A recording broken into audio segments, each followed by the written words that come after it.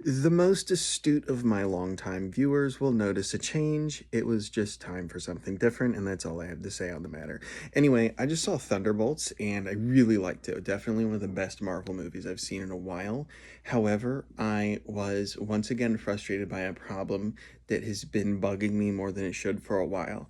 Um, they clearly can't come up with any kind of concrete level for how good the super soldier serum is. Now I get that there's different variants of the serum, but they should all be comparable, right? And even still, you can have the same person with the same serum.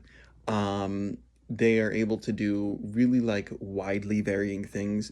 Like for instance, John Walker gets the serum and it changes essentially nothing, right? Like he was already yeah, I get he was an absolute peak, physical condition, amazingly legendary soldier. So he was already as strong as a human being could possibly be. But then he got the serum and he was a little stronger, I guess, but it really doesn't seem like the serum has changed John Walker in any significant way, aside from the fact that maybe it's made him a little more confident. Kind of not even that. If anything, he seems less confident. And then Bucky, for instance, Bucky's power level is all over the place. In Civil War, he was able to knock Sam Wilson out with one punch. And then in Falcon and the Winter Soldier, he's gone up against these noob super soldiers. And he's kind of getting his ass kicked here and there. He's given as good as he got, but he okay, rewind back to the movie Captain America and the Winter Soldier. Bucky was a beast. He was an absolute force to be reckoned with. Steve Rogers could barely Steve was fighting for his life against Bucky during the Winter Soldier events, right?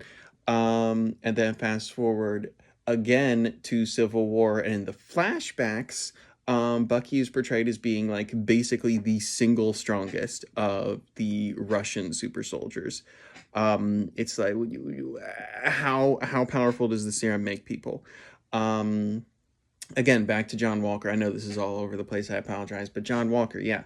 So he punches a Taskmaster at one point during Thunderbolts, and she goes flying across the room. Yeah, it makes sense. That's about what a person should what should happen to a person when they get punched by a super soldier, I reckon. But then he's tussling with Yelena, and she's fine. Shouldn't one punch from John Walker pretty much put Yelena out of commission? Again, I get that Yelena is absolutely in peak physical condition, but John Walker is in peak physical condition plus the serum. And we see when they're in the hole or whatever, and John Walker jumps, it's hundreds of feet, well maybe not hundreds, but at the very least dozens of feet in the air.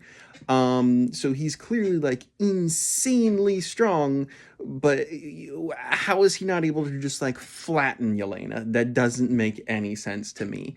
And yeah, it doesn't really matter, but it just annoys me a lot.